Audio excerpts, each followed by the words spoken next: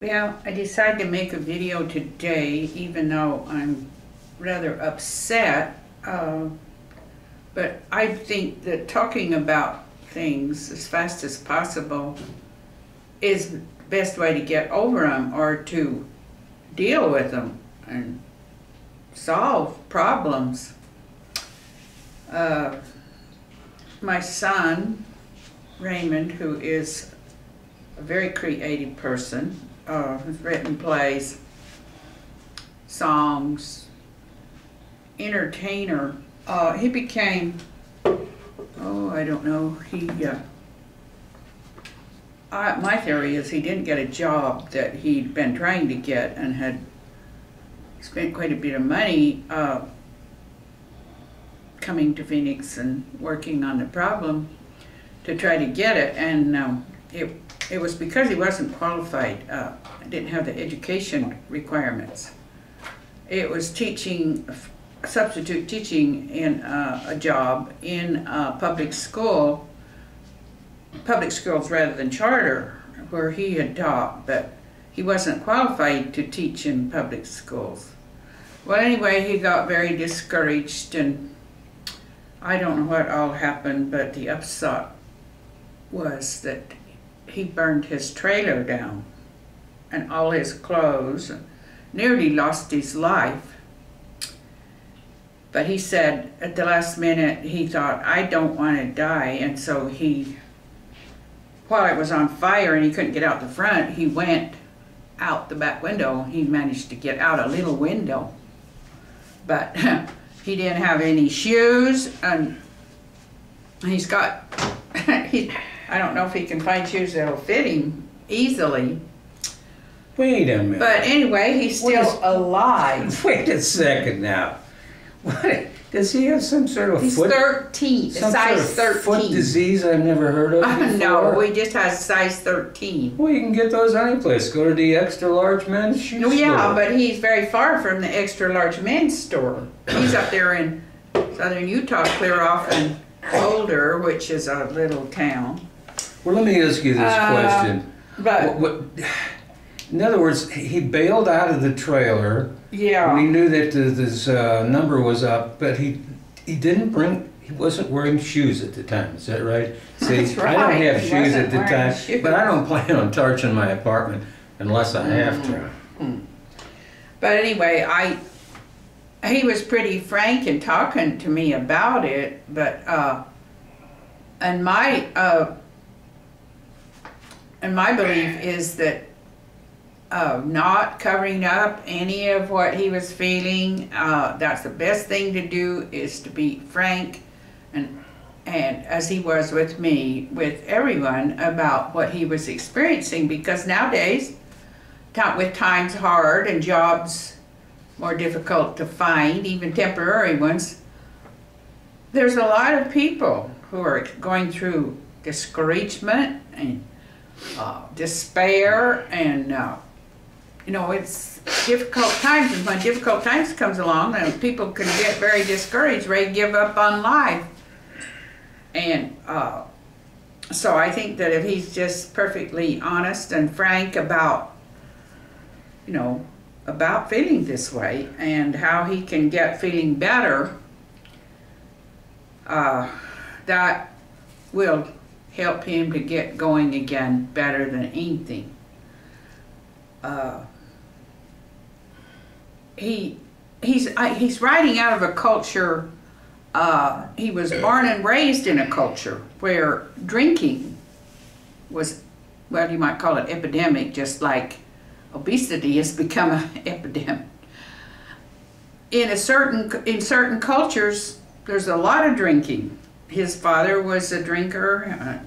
My father was a drinker, and I always connected to children of alcoholics because. Yeah. Oh, yeah. Here's another one I've connected to. I don't know how. I can't seem to get unconnected from. You have she has a love-hate relationship with me, and yes. I'll tell you what it is. There's a lot of hate and maybe love shows up. Oh, yeah, right. Look at him smile. It must be a nice hate because he's smiling like everything. You browbeat the hell out of me every day, but I put up with it. I was so upset yesterday. I must love it. Even though I hadn't had any sleep, I tore into his kitchen. I ripped up the, and no, you got your mop out. Until I nearly collapsed. You got your mop out and broke your mop. That's when I broke my mop, I were. was wielding it so hard, not on him, but on the floor. And so he finally had to take it all over and finish before I did collapse. I went home. But anyway, I connected up with a child of an alcoholic because he's the only one that could understand and take my history of growing up in the home of a bad alcoholic. And, he could understand it, whereas people raised up in more sane parents who didn't go to those kind of extremes, they weren't addicted to substances. They just grew up so different that they just couldn't even, and I had to have understanding. I had to have, and so that's why you do hook up with other children of alcoholics. But there's the big risk of the alcoholism. I took a vow never to drink. I just was never tempted by alcohol. But my mother was not a drinker, nor neither were any of her family. I mean, they'd have a big family reunion and nobody'd be drinking, not of her family. Maybe the in-laws, one or two would, but on the whole, this was one of the most alcohol-free families that I've ever seen. But there was a lot of them that were obese or overweight, including my grandfather, who was very overweight. So there was, and at that time, that wasn't even hardly regarded as a health problem or was going to lead to one, which it certainly did.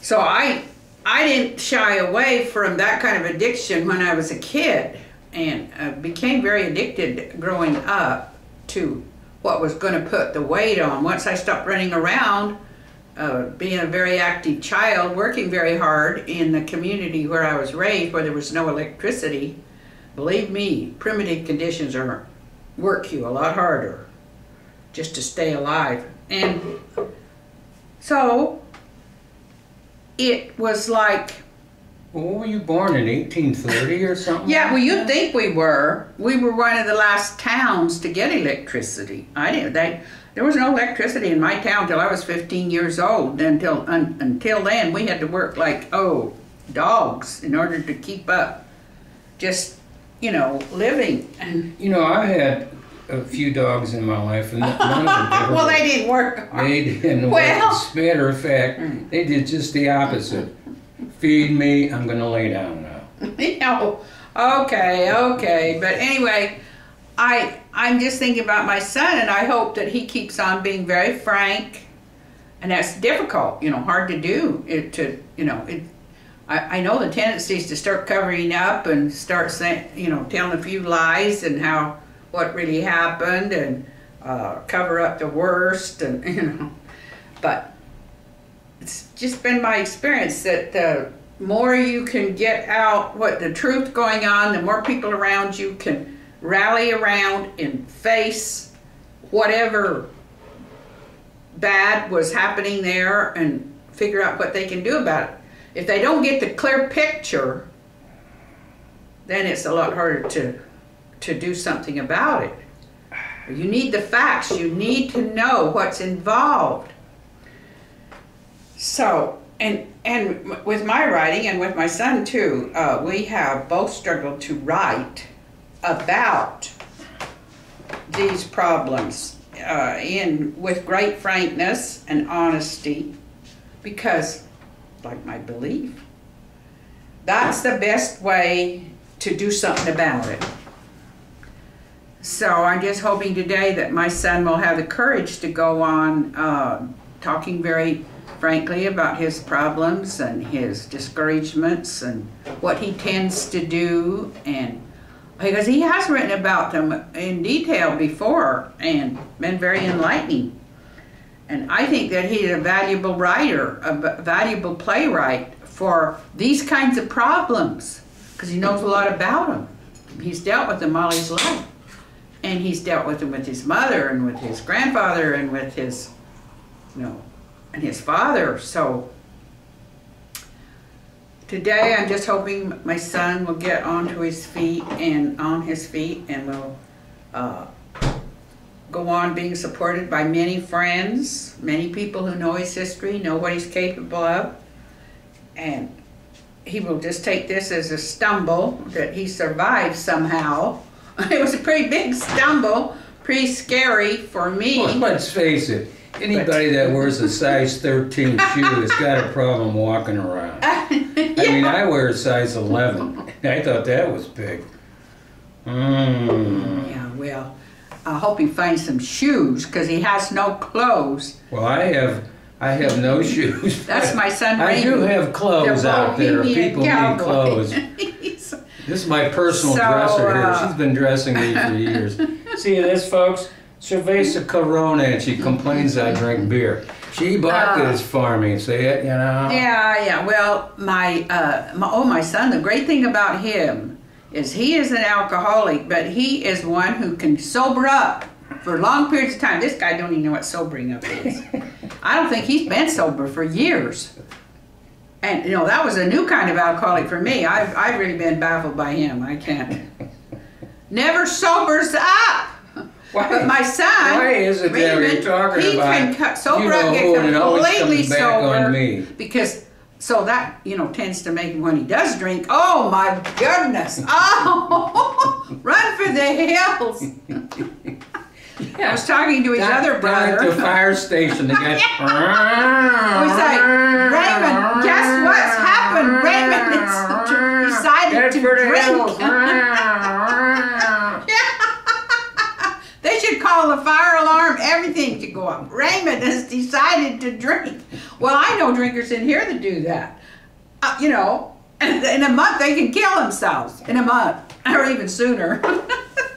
Him, he just sips along year after year after year. And I'm studying him. See what you can ever do with a sipper. A sipper. Wait a second, let's see what time it is. Are you done now? But my life has been dedicated to him.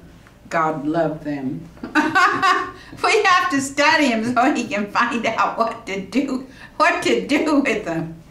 Now wait a second. I haven't been able to reach him at all. Before you cut this off, let's sit down just for a minute. This is going to be real quick. There was a bar back in St. Louis I used to go to. Actually, my girlfriend used to work there. And he had this big sign on the wall. And it said, "Attention, employees." Now I can understand when you get up in the morning, you have a little eye opener, a couple belts like that. And I understand that, when you have a few beers for a beer break, at 10 o'clock, and maybe a couple of cocktails for lunch, and maybe an after dinner drink. And then maybe a couple of more beers, for afternoon break. And then maybe, another cocktail after dinner. He said, the bottom line was, this sip, sip, sip all day has got to stop. That's it. The great sipper here. Yes, got it. I haven't been able to reach him at all. If you got any ideas, let me know. Well, they have ideas I don't want to know.